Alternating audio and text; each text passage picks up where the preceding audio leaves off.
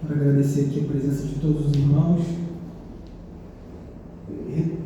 recordando aqui que é um tempo que a gente vai ter de treinamento para a igreja, para que a gente possa refletir a respeito da missão, do trabalho missionário, que é para todos nós, e com foco de receber uma capacitação, né?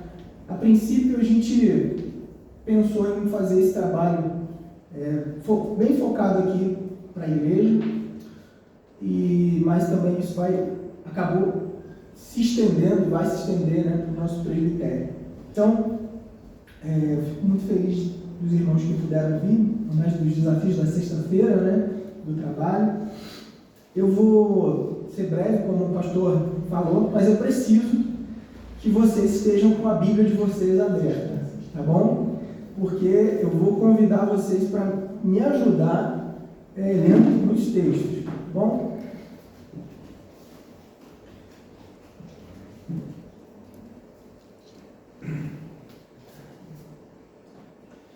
Vocês já sabem da minha condição de saúde aí, então tenham compaixão que eu vou dar um tossir de vez em quando aqui, mas... Bom, vamos falar sobre missões na perspectiva reformada. E logo de início eu já quero dizer aos irmãos que falar sobre missões na perspectiva reformada tem a ver com falar sobre missões na perspectiva bíblica. Porque quando a gente fala sobre igreja reformada, a gente fala da igreja do Senhor que se desviou em algum momento, e aquilo que se desvia e muda um pouco a sua essência, ela não tem como se refazer, mas ela precisa de reforma, né? Normalmente quando a gente tem uma roupa que está meio estragadinha ali, né, dá para a gente reformar, e normalmente a gente compra uma nova, né? Mas com a igreja não dá, a gente precisa estar no meio da igreja do Senhor, e a igreja passou por esse tempo de reforma em um período, e foi fundamental para que o trabalho missionário estivesse avançando, porque senão a igreja continuaria num processo de desvio. Então, inicialmente eu queria falar um pouco aqui sobre missões e evangelismo. Eu quero pedir você para que você abra, o texto está ali, né? Para que você abra a palavra do Senhor ou leia ali o texto. Eu vou abrir a minha porque preciso de uma letra grande.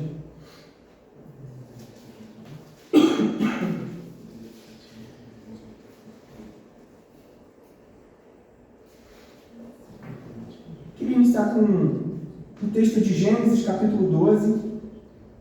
Eu vou ler a partir do verso 1 até o verso 5, um texto bem conhecido.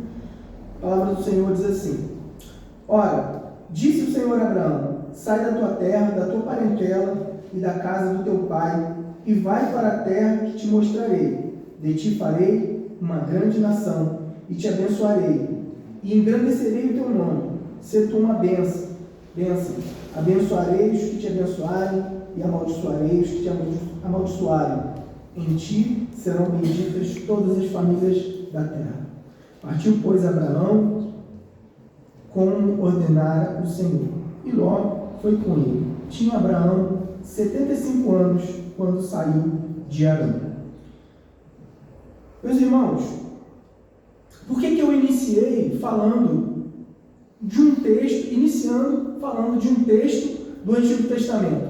Normalmente, quando a gente vai falar sobre missões, ou sobre missão, ou sobre evangelismo, a gente começa com o Novo Testamento, né? E certamente a gente vai citar alguns textos do Novo Testamento, sim, mas quando a gente pensa na missão, na perspectiva reformada, a gente precisa entender que a missão, o trabalho missionário, ele não começou lá em Atos, capítulo 2, quando o Espírito Santo vem, e ali os discípulos eles começam a pregar o Evangelho. Como nós acreditamos que Deus, Ele é um Deus de aliança, que está se revelando progressivamente desde o Antigo Testamento, desde a criação até o tempo de hoje, nós percebemos que existe essa revelação e ela é progressiva. Então existe um trabalho missionário que acontece desde o início. E eu quero ver isso com você. E qual que é a importância desse assunto? Primeiro porque é uma ordenança de Deus. Ele nos enviou por uma missão. A gente vai entender um pouco melhor sobre isso. Segundo, porque atualmente existem muitas distorções quando a gente fala sobre missões. Eu já estive em algumas agências missionárias, fiz trabalho de missionário no meio de índios, Nordeste, Brasil, Minas, São Paulo. E quando a gente entra em alguma agência missionária, a gente vê aquele apelo emocional missionário. Em seminários que se trabalha sobre missão, a gente vê gradativamente uma coisa sendo infiltrada ali, que é a teologia de missão integral, a teologia da libertação, isso dentro dos seminários que preparam para a missão. E eu já quero alertar vocês que qualquer um de nós que for para uma agência missionária, vocês vão estudar, vocês vão ouvir falar sobre teologia de missão integral. E o que é isso? É um movimento político, mais para esse lado aqui, que se infiltrou e gosta de se infiltrar em todos os ambientes, né? Como se infiltra na pedagogia, se infiltra na arte, se infiltra no cinema, se infiltra na política principalmente, mas também precisa destruir a igreja. E ele, no movimento missionário, também tentou. A gente tem os mais famosos aí, né, que a gente ouve muito falar, o Ed Henrique, Ricardo Gondino, Mix Bonino, alguns assim, até um pouco mais suaves, que é René Padilha. Quando a gente fala de Lausanne, eu sei que muitos de nós não nos aprofundamos nisso, mas você vai ouvir quem é René Padilha, né? O que são as alianças do conselho de igreja, formado para poder falar sobre missões, mas dentro de uma perspectiva política mais para esse lado aqui. No entanto, a gente pode também ter uma outra perspectiva mais para esse lado aqui, onde a gente pode olhar para figuras e encará-las como Messias. Mas não é isso que o Senhor quer para as nossas vidas. Ele quer nos ensinar qual é a perspectiva missionária correta e bíblica para que a gente possa exercer esse mandato de Deus. Por outro lado também, não sei quantos de vocês já viram falar de hipercalvinismo. Já ouviu falar isso? Hipercalvinismo é um movimento que naturalmente nós podemos acabar indo para lá, para esse lado também, de entender o seguinte: peraí, se Deus já predestinou todos à salvação, desde antes da fundação do mundo, para que eu vou evangelizar? Para que eu vou orar? A gente fica aqui, faz os nossos cultos e vamos esperar que as pessoas vão chegar aqui. Elas, em algum momento, elas vão chegar. E vou falar, meus irmãos, pode ser que lá no fundo do nosso coração, quando a gente fala assim, eu não vou me esforçar tanto para poder pregar assim, por quê? Porque os eleitos vão se chegar a nós. Mas isso não é bíblico, meus irmãos. Sim, os eleitos vão se chegar a Deus, mas como que eles vão ter fé e ouvir se não há quem pregue? E como que eles vão pregar se não forem enviados? E aí você vai entender quem são os enviados aqui. É só o pastor que é enviado? O pastor fez teologia, só ele que é enviado? Ele tem uma função específica na igreja, importante e fundamental. Presbíteros, diáconos. Mas existe uma diferença quando a gente fala de missão e missões. E a gente vai falar um pouco sobre isso. O conceito de missão, de missões ou missão. Então,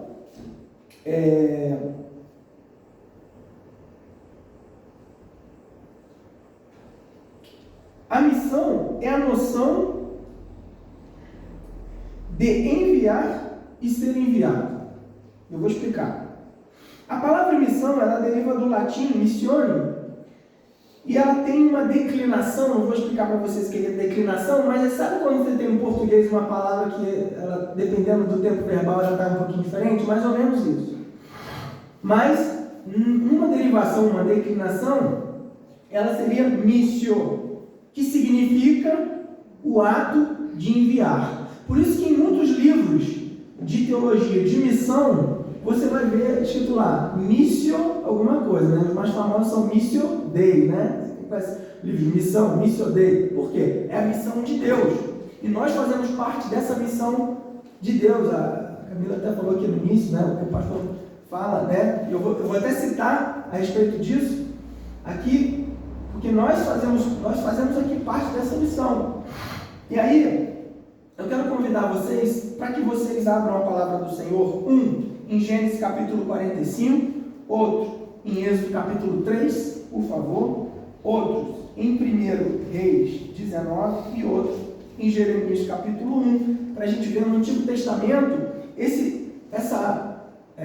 essa palavra aí, envio, que a gente chama de missão, acontecendo lá no Antigo Testamento. Eu quero ver algumas questões importantes dessa palavra. Você vai perceber que você já é um missionário, você já foi enviado, e talvez você nem tenha percebido que você foi enviado como missionário já, mas você já foi enviado, tá bom? Vou te explicar isso aí. Vamos lá, Gênesis capítulo 45, no verso 7. Quem pode ler, por favor, bem rapidinho. Deus me enviou adiante de vós para conservar vossa sucessão na terra e para vos preservar a vida por um grande livramento. Gente, José está reconhecendo aqui, ele foi enviado. José, né, todo mundo conhece a história de José do Egito, que ele foi enviado para poder preservar a vida do povo que tinha sido separado por Deus e que futuramente viria o Messias, Cristo. A promessa foi dada a Abraão para que aquela tragédia lá do pecado, dele optar em comer o fruto da árvore do conhecimento do bem e do mal, e ele perdeu a vida. E Deus vai dar essa promessa para Abraão, ali revelando inicialmente a Abraão, falar que ele seria o pai de uma grande nação, uma numerosa nação. Estamos aqui.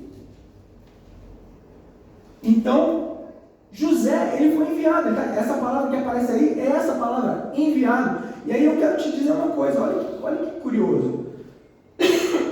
O envio missionário de Deus, ele não depende muitas vezes simplesmente de você chegar aqui, separar e falar assim, gente, ó, vamos lá. Você quer ir para poder ir lá para Magé pregar lá? Você quer ir pregar lá no encontro que vai ter em tal lugar? Você quer pregar na igreja tal? Você quer ensinar em tal lugar? Você quer se preparar para poder fazer um evangelismo assim? Meus irmãos, quem enviou José para essa missão foi a providência. Percebam, meus irmãos, o envio missionário feito pela providência. Quer dizer, quem viu? Como é que foi o início do envio missionário de José?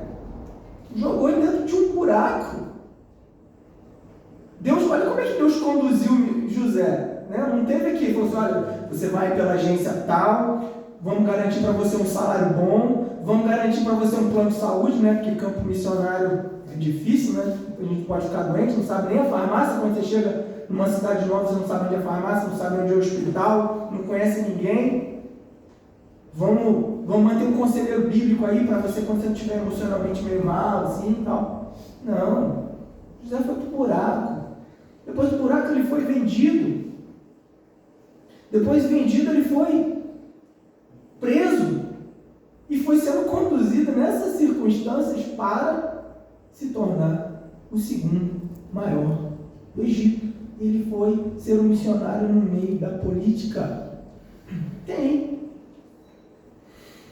Então, perceba que às vezes a gente pode entender que a gente precisa ir para uma agência missionária, mas agora talvez você já tenha percebido que você pode ter sido enviado por uma missão. Quem já percebeu que pode ter sido enviado a uma missão? Aquele dia que a gente ficou doente, foi para o hospital.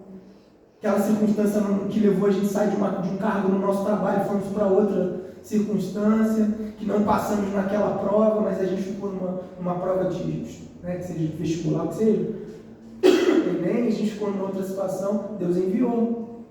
E aí o que a gente fez? A gente entende isso depois. Depois a gente vê aqui Moisés, em Êxodo capítulo 3, verso 10.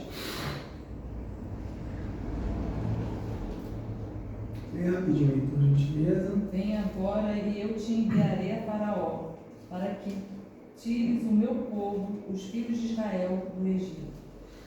Então, aqui mais uma vez a palavra sendo de envio. Esse envio está sendo mais claro, mas aqui não houve uma concordância, né? Moisés não queria, Moisés até questionou, não tem muito jeito para que isso, para falar, mas Deus enviou Moisés mais uma vez para que esse povo fosse preservado, para que esse povo não fosse destruído no Egito.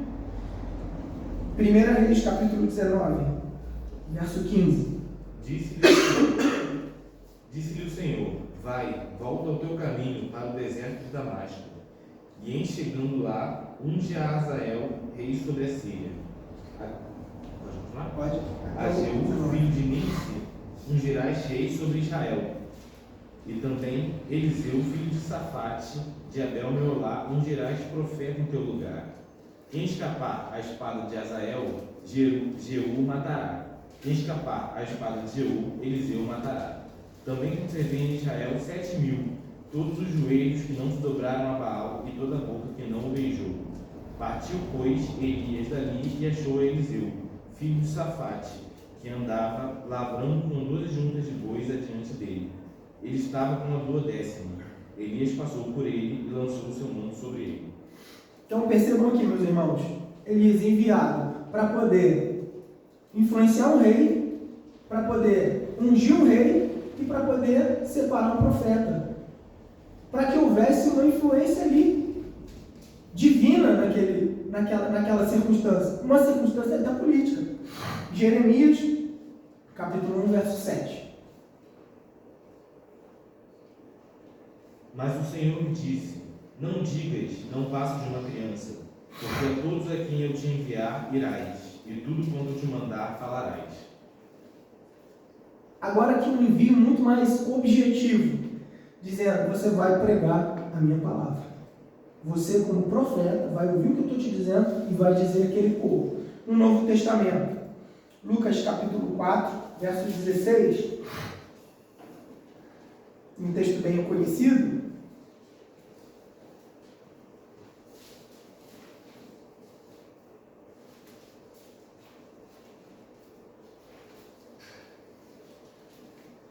Indo para Nazaré, onde foi criado, entrou num sábado na sinagoga, segundo o seu costume, e levantou-se para ler. Só 16? Lê até o 19, por gentileza. Então lhe deram o livro do profeta Isaías, e abrindo o livro, achou o lugar onde estava escrito: o Espírito do Senhor está sobre mim, pelo que me ungiu para evangelizar os pobres, enviou-me para proclamar libertação aos cativos e restauração da vista aos cegos, para pôr em liberdade os oprimidos e apregoar o ano aceitável do Senhor. Então aqui, Jesus sendo enviado por Deus Pai para um cumprimento de uma missão. Em Mateus capítulo 10, eu já vou resumir aqui, meus irmãos, para a gente ganhar tempo. Em Mateus capítulo 10, aqui a gente tem a primeira vez quando Jesus separou os seus discípulos e aí Jesus envia. Lembra quando Jesus envia os seus discípulos? Eles voltam todos felizes porque os demônios se sujeitaram, porque eles falaram sobre as boas novas, e eles voltam. Aqui é o Filho que foi enviado pelo Pai, separando os seus apóstolos para o envio. Temos também em Atos, capítulo 11, capítulo 11 também, né, e capítulo 13, a gente vendo diretamente Paulo e Barnabé, vou deixar para que você leia depois, Paulo e Barnabé sendo enviados, aparece ali também esse envio. em Tito, Tito sendo enviado, né? 2 Coríntios, capítulo 8, 16, a princípio, esse capítulo 8, ele vai falar sobre alguém de confiança que precisa enviar um valor financeiro para sustentar a igreja, e o outro texto diretamente, Tito capítulo 1, verso 5, que era alguém de confiança também, para que a palavra fosse pregada. Apolo, ele não botei o verso, mas é Atos capítulo 18, mostra Apolo sendo enviado para educação cristã, para ensinar. E depois, lá em João, capítulo 3, no verso 5 a 8, capítulo 5, no verso 8, né, 3 João, a gente vai ver João falando que muitos irmãos foram enviados. Então, foram atividades diversas. Uma missão, a missão do Senhor, de Deus, de salvar o seu povo para o louvor da sua glória, mas com muitas atividades. Então, a gente vê o alívio da fome, foi o caso de José, a gente vai ver ações de justiça, a gente vai ver pregação, ensino, evangelismo, cura, administração e até política. Quando a gente pensa nos reis, quando a gente pensa nos profetas ungindo os reis, isso tudo faz parte da missão do Senhor. E o pressuposto básico, eu queria ler essa pequena frase aí, do Christoph Wright, que diz assim, de que todas as seções do cânon das Escrituras, todos os grandes episódios da história bíblica e todas as grandes doutrinas da fé cristã estão interligadas ao personagem central da Bíblia, o Deus vivo, com o seu grandioso plano e propósito para toda a criação. A missão de Deus é o que unifica a Bíblia, desde a criação até o advento da nova criação. Vocês conseguem perceber isso? Que essa missão, esse envio de Deus, do seu povo, da participação do seu povo, para que o seu nome seja conhecido, é a sua missão. E nós participamos dela. Aí fica uma pergunta que talvez você já tenha entendido. Missão ou missões? No título eu coloquei missões na perspectiva reformada. Poderia botar missão na perspectiva reformada. Mas a missão ela é algo mais amplo. E a gente pode incluir muitas missões na missão de Deus. Eu coloquei aqui um exemplo de arte. Como na arte? A arte a gente tem, né, a disciplina de arte, mas na arte ela é mais genérica, mas a gente tem ali a música, desenho, pintura, teatro, cinema e tantas outras coisas, dança, né? Mas é a arte, é a missão. Agora, o que eu vou fazer? O Hélio, que está ali na música, cantando, trabalhando na mesa, Micael, né, os irmãos amados da igreja da Barra, que vieram aqui cantar, o pastor, nesse trabalho dele desafiador de cuidar de ovelhas, um pouco isso na minha responsabilidade também, os irmãos intercessores que estão aqui, quem está estudando na sua escola, na sua faculdade, porque isso parece até que virou um jargãozinho, né? Ah, você é um missionário em todo canto que você vai, mas é verdade, meus irmãos. É verdade, a gente está fazendo missões em todos os lugares que a gente vai. Na Confissão de Fé de Westminster, gente, eu vou fazer um resumo, não quero ler a confissão aqui, até porque depois vocês vão entender um pouco, né, sobre essa questão do capítulo, tem o capítulo 34 e 35 da Confissão de Fé de Westminster, que foi modificado ali em 1901, né, mas isso nem entra no nosso texto, né, da cultura cristã, mas ali vai falar claramente sobre essa missão. Só que na Confissão de Fé de Westminster, meus irmãos, toda ela fala sobre pressupostos missionários. Porque toda educação é missionária. Quando nós calvinistas somos acusados de não fazer missão, isso não é verdade.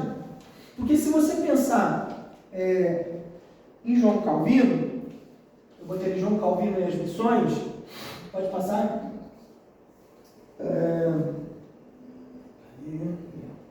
Desculpa. Depois eu vou voltar nesse texto aí. Mas João Calvino e Missões, quando a gente for, a gente precisa entender como é que o mundo estava. O mundo estava, a igreja primitiva começou, vieram o Império Romano estava ali forte, né?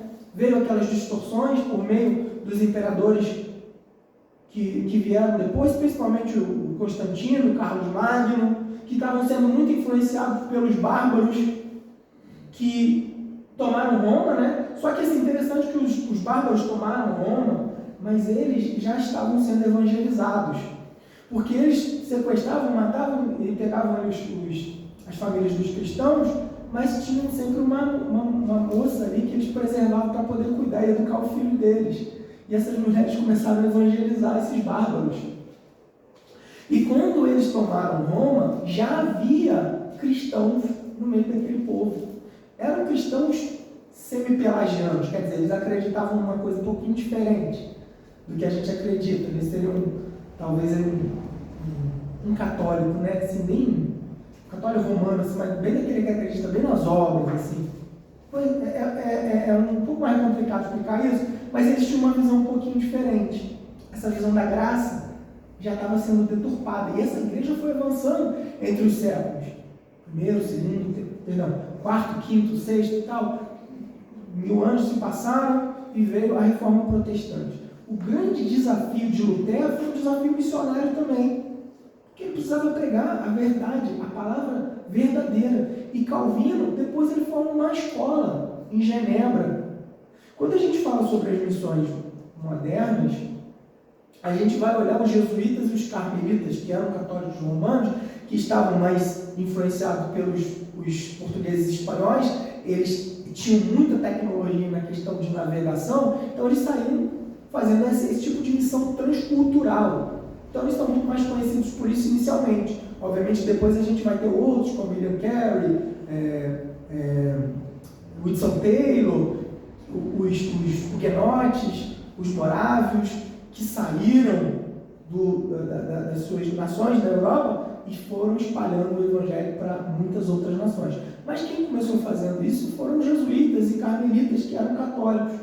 A gente foca nisso, mas a gente não pensa que Calvino já estava preparando, e ele saiu das barreiras, ele ultrapassou as barreiras de Genebra, influenciando outras nações próximas e até chegando aqui na América. Nós conhecemos aí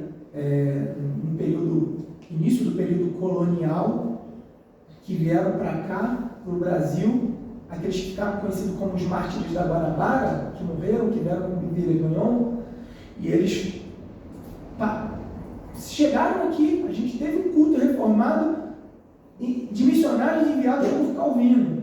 Então, quando a gente fala assim, o calvinista não faz missões, talvez ele esteja falando de um envio de missão transcultural nesse modelo moderno que a gente tem hoje. Pode ser que ele não tenha falado claramente, mas num trabalho prático, ele fez muito isso.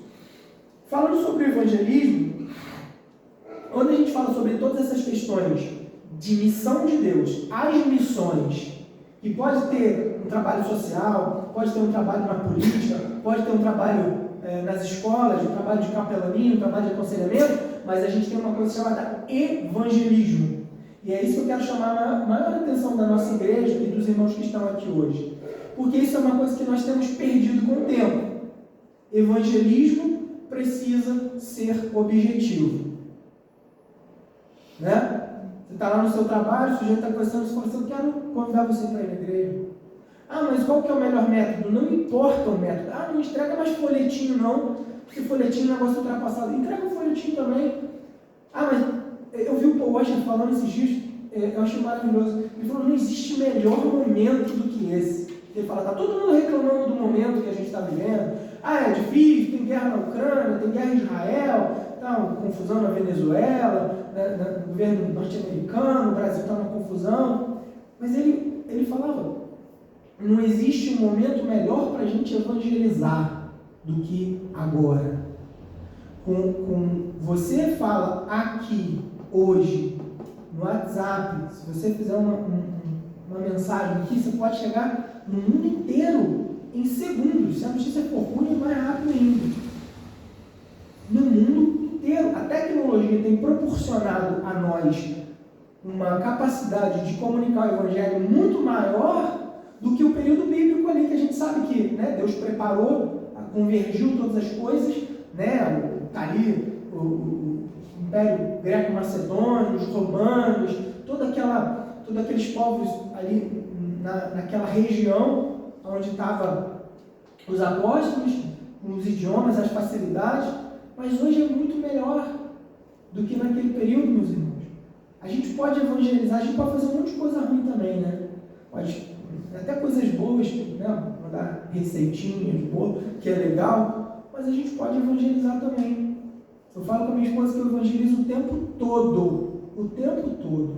Eu falo de futebol, eu vou evangelizar. No meu trabalho com arte, eu evangelizo o tempo todo.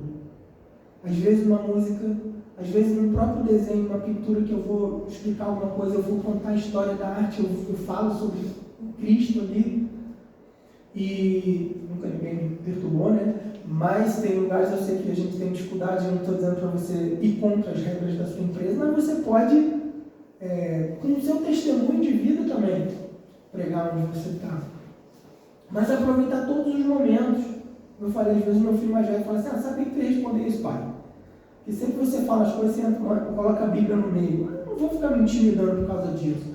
E isso é um problema, meus irmãos, porque a gente está sendo intimidado. Eu falei isso aqui um dia, a gente está sendo intimidado pelo mundo. Eu disse, você não pode ser tão chato assim, não. Cara, seja chato. Eu pregava o evangelho para mim no meio da rua, e o cara foi muito chato. Eu fiquei com ódio dele, mas depois eu me apaixonei pelo sorriso dele. Eu achei aquela pessoa a pessoa mais fantástica do mundo, e o que eu tinha vontade era de abraçar aquele sujeito. Eu não entendia porquê, mas depois eu entendi que era a gente tem comunhão um com o outro, porque o mesmo Espírito que está aqui está nele. E eu não entendia isso. Porque a princípio eu estava ali como filho das trevas, e ele começou a falar de Cristo para mim, e Deus me transformou. Mas ele não teve ninguém dentro da igreja, eu fui falando, eu estava no culto, mas foi do lado de fora que ele me abordou, e ele foi objetivo, meus irmãos, falando sobre o inferno, falando sobre o céu. Quando eu falei, eu vou para o inferno, ele falou, você vai, meu irmão. Você vai para o inferno. E eu falei, então quer dizer que você vai para o céu e eu vou para o inferno? Eu falei, se você não se arrependeu, você vai. Então a pregação, o evangelismo, ele é um objetivo. Ele é um objetivo. E independe da forma que você vai usar. Independe. Eu tenho no meu carro folhetinho, eu passo no pedágio, eu entrego folhetinho. Mas a gente tem o WhatsApp, a gente tem a internet, a gente tem a conversa. Não tem esse é o melhor método. O que a gente puder fazer, a gente vai fazer para poder espalhar e participar dessa missão que o Senhor tem para as nossas vidas. Pode passar, por favor. Pode passar também, depois eu quero falar um pouco sobre isso. Então, como eu falei para vocês que às vezes a gente é acusado de como calvinistas, né? A gente não faz missão. Então, Calvino influencia até hoje, meus irmãos. A teologia reformada hoje, houve um estudo sociológico que Calvino é uma das pessoas mais influentes do mundo e de todos os tempos. Preparando, educando, discipulando e enviando também. Mas o que a gente vai fazer? Trabalho dele em Genebra, formação de novos pastores, saiu das fronteiras de Genebra, enviou para as Américas e produção de material teológico que a gente usufrui até hoje. Pode passar, por favor.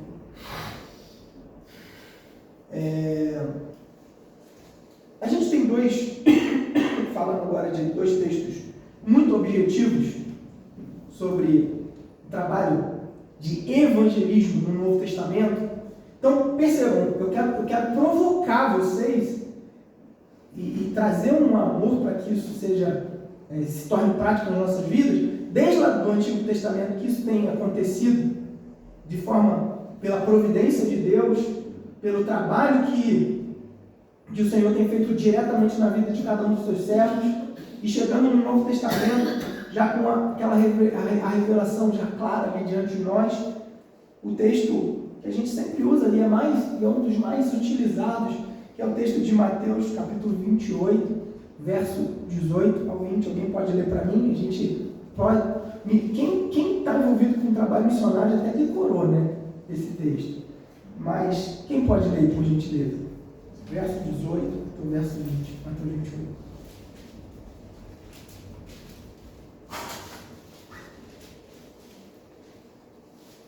Jesus, aproximando-se, falou-lhes, dizendo: Toda autoridade me foi dada no céu e na terra. Ide, portanto, fazei discípulos de todas as nações, batizando-os em nome do Pai e do Filho e do Espírito Santo, ensinando-os a guardar todas as coisas que vos tenho ordenado. E eis que estou convosco todos os dias até a consumação do século. Então, aqui está a motivação para que nós possamos evangelizar. Toda autoridade foi dada a Cristo. Toda autoridade foi dada. E ele fala, portanto, quer dizer, já que toda autoridade me foi dada, vai e faça discípulos de todas as nações e ensine.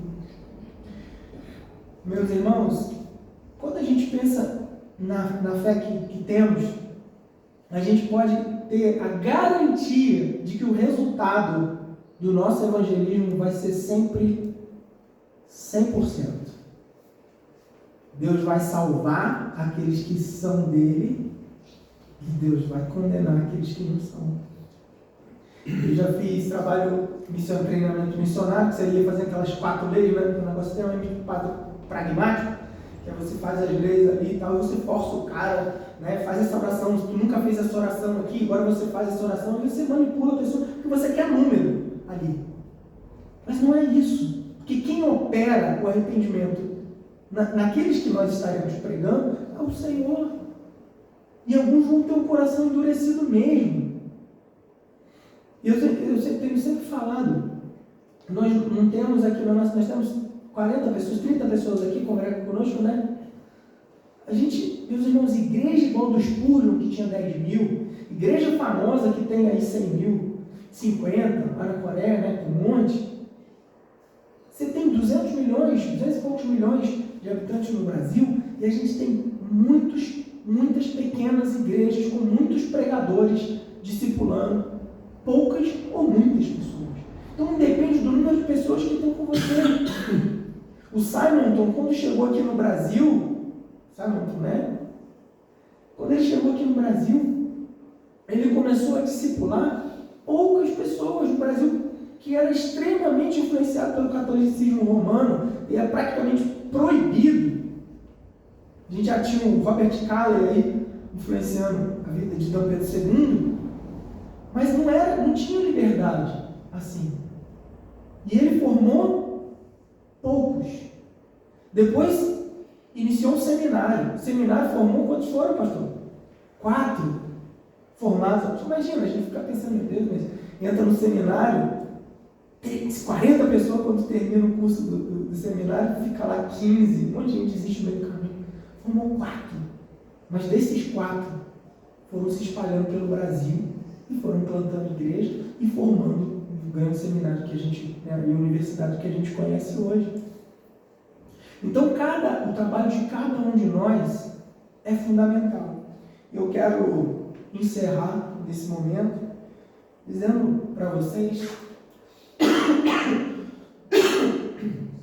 que o Senhor nos abençoe e nos motive pelo seu Espírito Santo para que a gente possa ser objetivo no evangelismo e na plantação de igrejas. Quando lá em Atos 1:8, ele fala que nós vamos receber poder quando desce sobre nós o Espírito Santo e nós seremos testemunha de Jerusalém, Galiléia, Samaria e até os confins da terra. Pode ser que muitos de nós não tenhamos a experiência de ir para os confins da terra. E volto a dizer para vocês, isso não é um jargão de missionário, né? Missionário pode falar, você é missionário de tudo quanto é canto. Não é um jargão. Porque a gente precisa realmente trabalhar missão aonde, fazer a missão do Senhor aonde a gente estiver. Inclusive, atualmente a gente tem até feito um movimento diferente. Durante muito tempo eu fui missionário, mas hoje eu treino pessoas até da Angola, Moçambique, que estão lá na África. A gente podia fazer o seguinte: vamos sair daqui, gastar 20 mil para chegar lá, só para chegar, mais ter o sustento missionário, mais ter o plano de saúde, mais ter o conselheiro, mais ter as pessoas intercedendo por nós. Mas o que a gente faz? Traz um deles para cá, treina um deles de lá. A gente pode fazer isso até pela internet. E ele vai estar se formando para que ele trabalhe na sua própria nação. Você percebe que isso tem mudado, essas coisas têm mudado um pouco. Não que a gente não tem que ir. Eu estava conversando com um jovem agora, está indo para Portugal. Que maravilha, está precisando. A Europa está precisando. Deus te abençoe, pai. Ele é pastor, está cedendo o menino para Portugal, 20 anos de idade. Louvado seja o nome do Senhor, cheio de vida, cheio de força, cheio de disposição. E às vezes ele fala assim: como eu queria tanto, mas nós temos o nosso campo missionário. Então, essa motivação que eu quero trazer para a igreja, para nós, isso realmente se multiplique. Às vezes a gente se sente cansado, às vezes a gente se sente assim: eu já tenho idade mais para isso, não. Às vezes a gente se sente até desmotivado pelas circunstâncias que a gente está vivendo. Mas a palavra do Senhor, ela não vai mudar. Alguma coisa, eu fico imaginando, e agora eu encerro, se eu tivesse para morrer, eu ia chamar meus filhos, minha esposa, ia falar para eles, eu ia dar para eles a informação mais importante: eu estou indo. Está vendo aqui, não tem testamento aqui, mas isso aqui vai ficar assim, assim, você faz aquilo. Eu ia dar as melhores informações e aquilo fosse o mais importante. E veja, quando Jesus está indo ser assunto aos céus, olha o que ele diz: vá e faça discípulos. Quando Paulo já está perto da morte, ele chama Timóteo e fala assim: faz o trabalho de um evangelista, prega a palavra. Então, essa palavra que eu quero trazer aos irmãos. Deus abençoe. Feliz aqui de ter o meu irmão Felipe, que também é igreja presbiteriana, foi metodista também como eu, aqui. Obrigado por ter vindo também, irmão. Amém?